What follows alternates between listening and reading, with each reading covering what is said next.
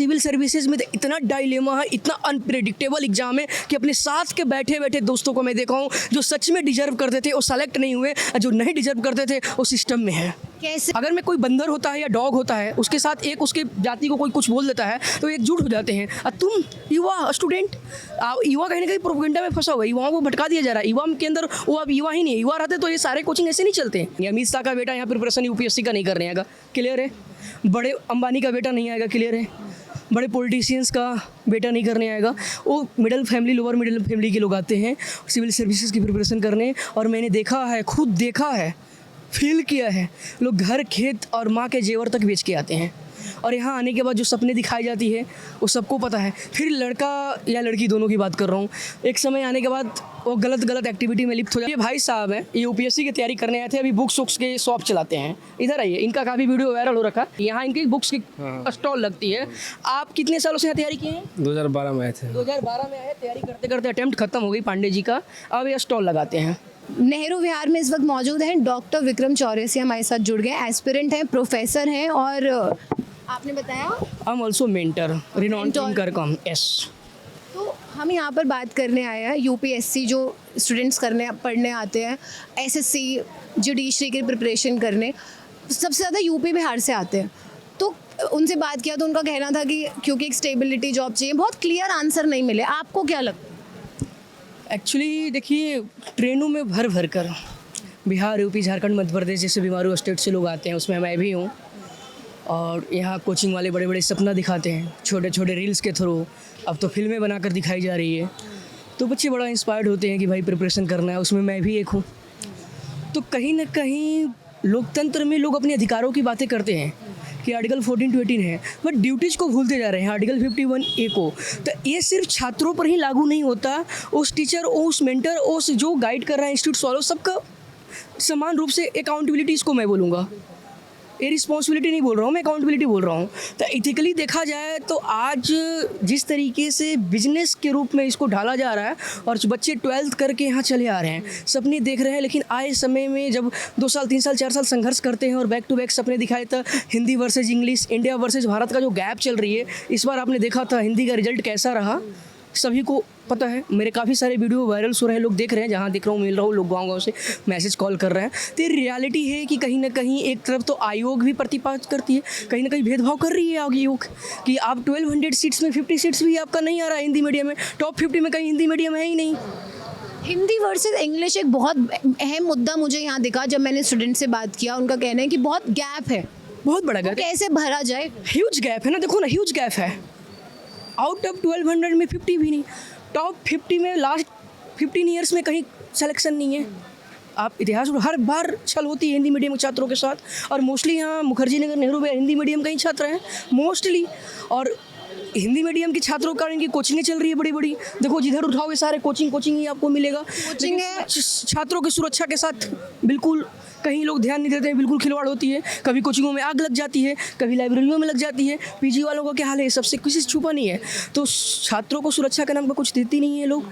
ये लोग समझते हैं कि बस छात्र बिहार, यूपी, झारखंड, मध्य प्रदेश से आ गया है, उनका एक्सप्लॉइटेशंस करना है और बड़े बड़े सपने दिखाना है। एक जगह से कोई बच्चा टॉप कर गया, कुछ रैंक आ गया, अब उसको 10 जगह दिखाएंगे कि मेरे यहाँ से भी पढ़ा, मेरे से पॉसिबल है कि सब जगह से पढ़ेंगे? नहीं, मेरे ही काफ़ी फ्रेंड्स थे पिछली बार मेरे साथ सेलेक्ट हुए, मेरे साथ काफ़ी फ्रेंड्स थे, मतलब जो उनकी मैंने देखा बैकग्राउंड, जिस तरीके से उन्होंने स्टडी किया था चीज़ें, तो ये चीज़ें तो मैं कह सकता हूँ कि कहीं ना कहीं कोचिंगों का रोल नहीं है और ख़ुद का मेंटर बनने की ज़रूरत है। खुद का मेंटोर बनने की ज़रूरत है। जैसा आपने कहा, कोचिंग्स की ज़रूरत नहीं है। कोचिंग में स्टूडेंट्स देख कर आते हैं, जैसे मैंने शुरुआत ही की थी कि यूपी, बिहार और दूर दूर से लोग आते हैं, लोन लेकर बच्चे आते हैं, और कितने जो स्टूडेंट्स हैं वो सुसाइड कर लेते हैं क्योंकि उनका क्लियर नहीं हो पाता है। तो ये बहुत बुरी हालत है, लेकिन इस पर कोई बात नहीं करते। मैडम, आपने मेरी बातें रख दी और सच्चाई है, मैं कई बार आवाज़ उठाता रहता हूँ। लोग देखिए, यूपीएससी की जो तैयारी करते हैं ना, वो गरीब किसान मजदूर है, मिडिल फैमिली के बच्चे होते हैं। कोई बड़े ब्यूरोक्रेट, कॉर्पोरेट, बड़े पॉलिटिशियंस के बच्चे नहीं आएंगे। अमित शाह का बेटा यहाँ प्रिपरेशन यूपीएससी का नहीं करने आएगा, क्लियर है। बड़े अंबानी का बेटा नहीं आएगा, क्लियर है। बड़े पॉलिटिशियंस का बेटा नहीं करने आएगा। वो middle family, lower middle family के लोग आते हैं सिविल सर्विसेज की प्रिपरेशन करने। और मैंने देखा है, खुद देखा है, फील किया है, लोग घर, खेत और माँ के जेवर तक बेच के आते हैं।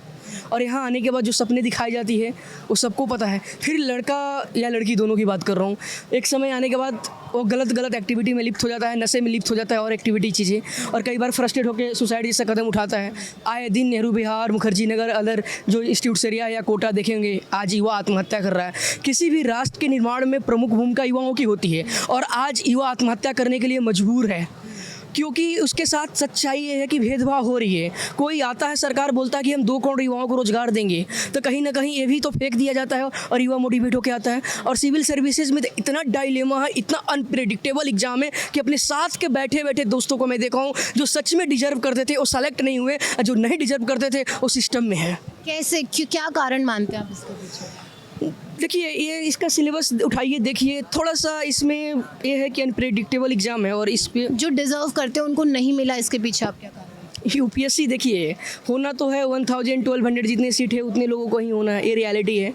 अब यूपीएससी के पास वो स्कैन करने की वो क्वालिटी नहीं है। यूपीएससी आयोग पर मैं खुद डायरेक्ट कहीं ना कहीं क्वेश्चन मार्क उठा रहा हूँ कि वो स्कैनिंग नहीं है। पेपर 4 इथिक्स एंड इंटीग्रिटी तो ला दिया है, लेकिन एक बहुत नामी गिरामी कोचिंग वाले थे, उनका नाम नहीं लूँगा, उनके खुद दामाद, उनकी बेटी ऑलरेडी आईपीएस थी, उनकी दामाद आईएएस उनको मिल गया था, लेकिन उनको पसंद आया कि नहीं मुझे तो आईपीएस बनना है, उसी वक्त उनको आईएएस मिले। फिर उन्होंने आईपीएस के लिए दोबारा एग्ज़ाम दिया और वो पेपर 4 इथिक्स एंड इंटीग्रिटी में चोरी करते हुए पकड़े गए थे। ब्लूटूथ वो पता ना कैसे कैसे टेक्नोलॉजी सेटिंग करते हैं वो लोग करके। तो और अभी पिछली बार नोएडा में देखा एक आईएएस साहब सुसाइड किए छलांग लगाकर।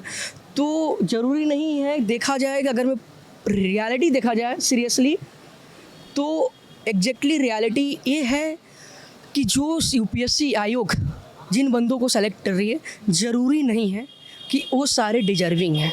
और जो बाहर हैं, सारे मित्रों से बोलना चाहूँगा जो 2 साल 3 साल तैयारी किए हैं, 4 साल, नॉलेज की उनको कहीं कमी नहीं है, सिलेक्शंस नहीं हुआ, हताश नहीं होने की ज़रूरत है। और भी रास्ते हैं, सुसाइड जैसा कदम उठाओ, नशे में लिप्त मत हो और एक्टिविटियाँ मत करो, क्योंकि कहते हैं किसी भी राष्ट्र के युवाओं की प्रमुख भूमिका होती है। इस चीज़ को मैं बार बार रिपीट करूँगा, क्योंकि मैंने देखा है अपने दोस्तों के साथ, अपने लोगों के साथ पढ़ाते हुए मैंने देखा है कि अक्सर बच्चे फ्रस्ट्रेट हो जाते हैं, फ्रस्ट्रेट होकर गलत कदम उठाते हैं या नशे में लिप्त हो जाते हैं। ऐसा कुछ होने की ज़रूरत नहीं है। यूपीएससी अगर मैं आपको सेलेक्ट नहीं किया तो हो सकता है आप कुछ और बड़ा करने के लिए बने हो, क्योंकि हो सकता है यूपीएससी का ही लेवल ना हो आपको स्कैन करने का। जैसे आपने कहा कि निराश नहीं होना चाहिए, जो मैं भी एग्री करती हूँ, सुसाइड एक बहुत बड़ा कदम हो जाता है, कभी हार नहीं माननी। मैंने एक आर्टिकल लिखा था, उस पर बात चल रही है अभी। आमिर खान की वाइफ आई हुई थी किरण रॉय, वो लापता लेडीज़ के स्क्रीनिंग में, उनसे बात हुआ, उन्होंने देखा मेरे आर्टिकल्स और आमिर खान को भी उन्होंने शेयर किया। ये भी वक्त है जो गुजर जाएगा, डोंट वरी यार मैं हूं ना, ये मेरा हेडिंग था। इसमें यही युवाओं के स्ट्रगल, फ्रस्ट्रेशन और सिविल सर्विस प्रिपरेशन करने आते हैं, गलत कदम उठा लेते हैं, सिलेक्शन नहीं होने पर। जैसे आपने बात भी की, गलत कदम उठा लेते हैं, नशे में लिप्त हो जाते हैं और अब कहीं ना कहीं एक दूसरा रास्ता ढूंढने लगते हैं। और वो मुझे लगता है वो नशा है जो युवा ढूंढने लगता है कि ठीक है कुछ देर का है, हम इससे थोड़ा सा शांत हो जाएंगे। आप मानते हैं ऐसा है? मोस्टली आज युवा खोखला होता जा रहा है। हम बार बार कह रहे हैं कि किसी साथ गवर्नमेंट का भी इसमें हाथ। बिल्कुल जाहिर सी बात है। और इसमें देखिए ये नेक्सस के रूप में काम कर रहे हैं। आज इंस्टीट्यूट्स जो सिविल सर्विसेज के इंस्टीट्यूट्स हैं या गवर्नमेंट है, कहीं ना कहीं ये मिल के चीज़ें जानते हैं कि युवाओं को कुछ ना कुछ कहीं फेंकना, मतलब इनके पास वो उस तरीके से मशीनरी नहीं है, प्लान नहीं है कि कैसे यूथ्स को, क्योंकि सबसे ज़्यादा आबादी वाला हमारा राष्ट्र युवा राष्ट्र है। और अगर मैं अदर कोई कंट्री होता तो इस युवा को भुना लेता और भुना कर उसको हर हाथ में काम देता और हमारा डेवलप्ड कंट्री हो जाती है। डेवलप्ड कंट्री होती है मतलब विश्व गुरु हम बन जाते हैं। लेकिन आज भी डेवलपिंग कंट्री में है, कहीं ना कहीं एग्जैक्टली इसका रियलिटी तो कहीं ना कहीं यही है कि हम अपने युवाओं को राइट प्लेस पर राइट टाइम पर पहुंचा नहीं पा रहे हैं। डेड रीजन की 30 साल 35 साल 40 साल का युवा प्रिपरेशन कर रहा है और उसके बाद आप लोगों को बहुत सारे भयावह ऐसा स्थिति है। एक भाई साहब है मेरे जान पहचान के, उनका यूपीएससी का अटेम्प्ट खत्म हो गया, पीसीएस का यहाँ बुक्स वगैरह का स्टॉल लगाते हैं, कुछ लोग नशे में लिप्त हुए तो कुछ लोग, बहुत सारे कहानियाँ हैं। जैसे युवा बेरोजगार है, ये छुपा किसी से नहीं है, लेकिन मानने को ना जनता तैयार है ना सरकार। क्योंकि ये जो आंखों पर चश्मा लगा दी जाती है धर्म की, और ये धर्म की जब बीज रोप दी जाती है ना तो बड़ा खतरनाक होता है। और उसके बाद जो आप लोगों को 5G फ्री में मिल गया है ना, स्क्रॉल स्कैन 6 इंच का फ़ोन है, अब वो बच्चा उसी में दिन भर डूबा है तो उसको पता नहीं चल रहा है कि अनएम्प्लॉयमेंट, बेरोजगारी क्या होता है, माँ बाप किस मकसद से भेजे थे, सपने क्या होता है, और वो सरकार से सवाल भी नहीं कर पा रहा है क्योंकि वो फ़ोन में देख रहा है। और फ़ोन में पता है आपको, नॉर्मली FB भी खोलेंगे तो ऐसे ऐसे ऐड आते हैं, ऐसे वो एडल्ट टाइप के आते हैं कि जो युवा आखिर में जिस एज में है देखेगा तो उसके अंदर वाक धतकेगी ही, आप भी है उससे। तो एग्जैक्टली सरकार भी एक प्रोपेगेंडा के थ्रू थोप रही है। अब कहेंगे कैसे थोप रही है? मीडिया में सब कुछ आ जाता है, फिल्में आ जाती है, टीवी चैनल आ जाता है, आपका न्यूज़ आ जाता है, सारा मीडिया में आ जाता है। अब कोई भी आप धारावाहिक देखने जाते हो, बहुत अच्छा, मान लो कि रामायण देखने जाते हो, रामायण देख रहे हो, अब जब 20 मिनट 25 मिनट के बाद कोई ऐड आएगा तो जब पूरी फैमिली के साथ देख रही है तो कुछ ना कुछ ऐसा वैलिडिटी रहेगी कि पूरा फैमिली कहेगा नहीं हमने नहीं देखा, इस तरह मतलब ऐसा कुछ ना कुछ होगा साथ में देख रहे हो। ये कह सकते हैं कि बात नहीं होती है खुल के, इतना ट्रांसपेरेंसी नहीं है कॉन्वर्सेशन में, कम्युनिकेशन क्लियर नहीं है आज। हाँ, एब्सोल्युटली राइट। कहीं ना कहीं एडवर्टाइजमेंट को दोष नहीं दे सकते इसमें, मुझे ऐसा लगता है, या एडवर्टाइजमेंट को दोष देना चाहिए? आप बताइए। देखिए, मैंने बोला किसी भी राष्ट्र के निर्माण में युवाओं की प्रमुख भूमिका होती है। जो युवा बार बार देखेगा, जो चेहरा बार बार देखेगा, इम्पैक्ट तो पड़ेगा। जो हम बार बार देखते हैं, तो बार बार जो देखते हैं अगर में वो वैलिडिटी है, वो गलत है, तो उस पर ये गवर्नमेंट की अकाउंटेबिलिटी होती है, रिस्पॉन्सिबिलिटी नहीं होती है। अकाउंटेबिलिटी होती है, बड़ा डिफरेंस होता है। ये उनकी जवाबदेही है, क्योंकि ये सोर्स रिसोर्सेज हैं सरकार की, फ्यूचर है, भविष्य है। और भविष्य को बार बार वो ऐड के थ्रू अपनी टीआरपी बढ़ाने के लिए, अपने पैसे कमाने के लिए XYZ उसमें हम नहीं जाएंगे। तो आप बार बार उसको दिखाओगे। आपका बहुत अच्छी हमसे बातें हो रही है, एजुकेशन की बातें हो रही है, मोटिवेशन की बात, और उसमें 5 मिनट चलेगा, उसके बाद एक ऐड आ जाएगा।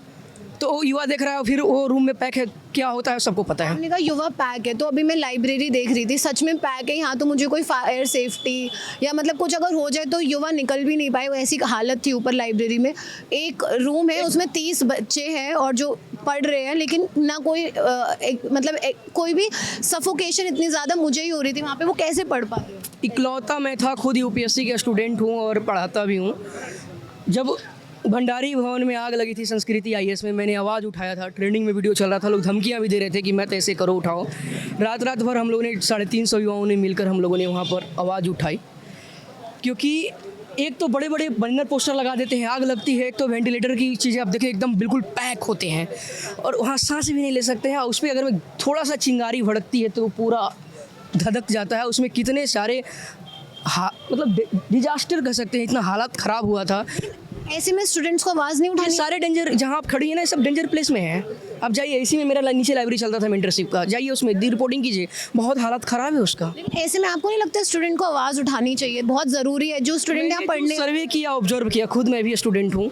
मैंने शुरू में ही बोला कि जो स्टूडेंट तैयारी करने आते हैं उनका सपना होता है कि हमको IAS PCS बनना है या कोई गवर्नमेंट जॉब लेकर जाना है, और वो सारे बच्चे कोई पैसे लोन लेकर आता है, कोई घर कुछ बेच के आता है, जेवर बेच के आता है, बड़ा वो मजबूर होते हैं। कॉलेज के स्टूडेंट तो होते नहीं, वो कॉलेज कंप्लीट करके आए होते हैं, या अब तो 12th करके भी लोग आने लगे हैं।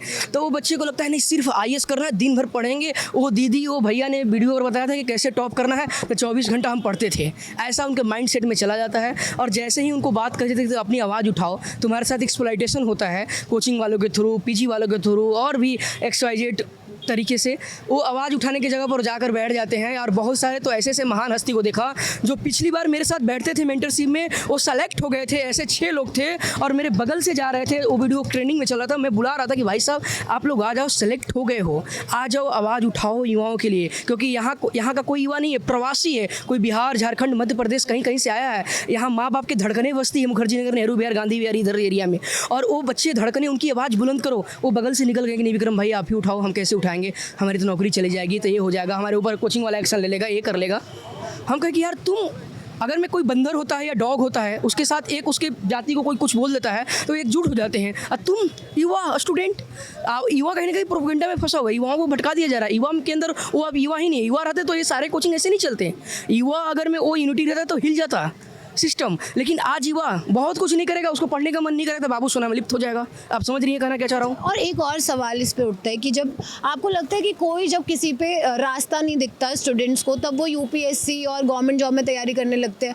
क्योंकि देखिए और भी है ना रास्ते, तो जैसे अगर नहीं हो रहे तो वो MNC में जा सकते हैं, लेकिन इतने साल प्रिपरेशन कर लेते हैं कि फिर उनका मोराल जो है डाउन हो जाता है। आप इस बात से एग्री करेंगे? बिल्कुल। देखिए ये भाई साहब हैं, ये UPSC की तैयारी करने आए थे, अभी बुक्स के शॉप चलाते हैं। इधर आइए, इनका काफ़ी वीडियो वायरल हो रखा, यही इनकी कोचिंग लगती है। अरे सॉरी, यहाँ इनकी बुक्स की स्टॉल लगती है। आप कितने सालों से यहाँ तैयारी किए हैं? 2012 में आए थे। 2012 में आए, तैयारी करते करते अटेम्प्ट खत्म हो गई पांडे जी का, अब ये स्टॉल लगाते हैं। तो आप स्टॉल लगाते हैं, आप देखते हैं और स्टूडेंट्स आते हैं तो आप उनसे बातचीत करते होंगे, उन्हें समझाने की कोशिश करते होंगे, तो क्या उन्हें समझ आता है? आपको क्यों लगता है कि सब यूपीएससी और गवर्नमेंट जॉब के इतना ज़्यादा इतने लोग आते हैं, तो क्या कारण मानते हैं आप? और आप भी कुछ सोच के ही आए होंगे। हाँ, परिणाम इतनी गरीबी है। गरीबी नहीं, गरीबी की बात नहीं, लोग को मतलब नौकरी इसलिए चाहते हैं कि एक सेटलमेंट हो जाए। अब प्राइवेट सेक्टर में जो है वैकेंसियाँ तो हैं, लेकिन इतनी ज़्यादा मानवीय शोषण है। मान लिया कि कोई आदमी काम कर रहा है, मात्र उसे 10,000 रुपये मिलता है दिल्ली जैसे शहर में। 12,000 रुपये में क्या होता है? कुछ नहीं होता है। कम से कम गवर्नमेंट जॉब है तो कम से कम 30,000 40,000 तो मिनिमम सैलरी मिलेगा।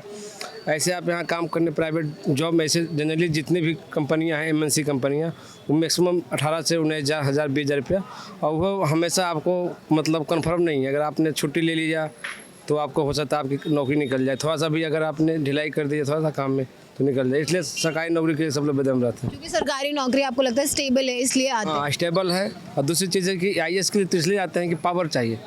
रुपये सबके पास है लेकिन पावर चाहिए। पावर मतलब अपनी माइंड पर हम जो सोच रहे हैं करना चाहते हैं फील्ड में। कुछ लोग इसलिए चाहते हैं कि यार बहुत लोग हैं, हमारे दोस्त हैं जो टीचर हैं या फिर कुछ मतलब और काम कर रहे हैं, कह रहे हैं कि मन नहीं लगता एक ही काम को बार बार करना। और IPS और IAS को दिन नए चीज़ें मिलती है ना, तो उन्हें लगता है कि हम, कुछ लोगों को जो संघर्ष करना अच्छा लगता है कि नए चीज़ें फेस करें। आप कहाँ से आए? बिहार से। बिहार से आए। बिहार से बहुत स्टूडेंट्स आते हैं। हाँ। और उन बिहार से कुछ स्टूडेंट से बात हुई तो उनका कहना है कि यहाँ हम लोग गवर्नमेंट जॉब में इसलिए जाना चाहते हैं क्योंकि वहाँ पे ना बिहार में गवर्नमेंट जॉब वाले को ही माना जाता है। देखिए, अब आपके सवाल का जवाब, जैसे आप हरियाणा से हैं तो स्पोर्ट्स में मोस्टली जाते हैं, मोस्टली। वैसे हरियाणा की भी प्रिपरेशन कर रहे हैं, काफ़ी मेरे मित्र हैं, अभी एक DSP भी मेरे मित्र थे, साथ में थे। अब बिहार, यूपी, झारखंड, मध्य प्रदेश एक ऐसा क्षेत्र है जहां गवर्नमेंट जॉब को प्रायोरिटी ज़्यादा दी जाती है, क्योंकि उनको लगता है कि गवर्नमेंट जॉब है, बाबू बन गया है, सेटल है, और रोटी का एकदम फिक्स है, कहीं नहीं जाने वाला है। और बिहार यूपी में तो दहेज भी खूब मिलता है, हमारे यहाँ खूब डॉरी सिस्टम चलता है। IAS लड़का बन गया तो रखा हुआ है 5 करोड़ रुपया, बाकी और एक्स्ट्रा जो मिलता है वो अलग चीज़ें हैं। और ऐसे ही और भी सारे अन्य उसके नीचे के जॉब ले लीजिए, ठीक ना। तो ये सारे सीन है, थोड़ा सा जो लोगों ने एक बना दिया है धारणा इसका कहीं ना कहीं। और दूसरी बात है कि प्रिपरेशन, मैं एक सभी से युवाओं से एक अपील करता हूँ कि ठीक है तुम करो, अच्छी बात है, दिल जब तक करता है करो, लेकिन ऐसा मत करना कि ऐसे हालात हो जाए। अपना एक बैकअप तो लेकर चलना। सामने एग्जाम्पल मैंने दिखा दिया, और भी ऐसे कई सारे, उधर सब बैठा हुआ शर्मा राय नहीं आ रहा है, मैं बोला ना सब फ़ोन किया, वो सब नहीं आ रहा है। भैया क्या है ना कि ऐसे मिलेंगे आपको ना जो मेरे पिताजी का उम्र का हो गए हैं और कहते हैं कि देखते हैं PCS के लिए भी एक और अटेम्प्ट मिल गया है, बच जाएगा। तो एग्जैक्टली कहना क्या चाह रहा हूँ कि आज युवाओं को सोचने की ज़रूरत है, सरकार को भी सोचने की ज़रूरत है कि तुम युवाओं को बुढ़ावा दे रहे हो। आज तुम 35 साल तक एज कर दिए हो UPSC के लिए, और 35 तक UPSC का ही प्रिपरेशन करेगा, ताकि क्या करेगा, उसके पास एनर्जी ही नहीं रहेगा। और आप हरियाणा से हैं? अच्छा, हम इंडिपेंडेंट जर्नलिज्म कर रहे हैं और मैं दिल्ली से हूँ। हाँ, हमारा चैनल हमने हरियाणा से फार्मर्स प्रोटेस्ट से शुरू किया। तो हमने अच्छा, फार्मर्स प्रोटेस्ट मैं भी रहा हूँ, मैं काफ़ी आर्टिकल लिखा उस वक्त, और मैं खुद उस वक्त काम भी किया हूँ। राज्यसभा वगैरह में मैंने काम किया था एज ए कंटेंट राइट। अब तो मर्ज हो गया, राज्यसभा लोकसभा मर्ज हो गया, सनसेट TV बन गया। बहुत अच्छा लगा आपसे बात करके। ये डॉक्टर विक्रम चौरसिया हैं जिनसे हमने बात किया। ये एस्पिरेंट भी हैं, ये पढ़ाते भी हैं, ये मेंटोर भी हैं, और इन्होंने जो बातें कही बहुत इंपॉर्टेंट महत्वपूर्ण सवाल हमने इनसे किया और उन्होंने बहुत अच्छे से जवाब दिया।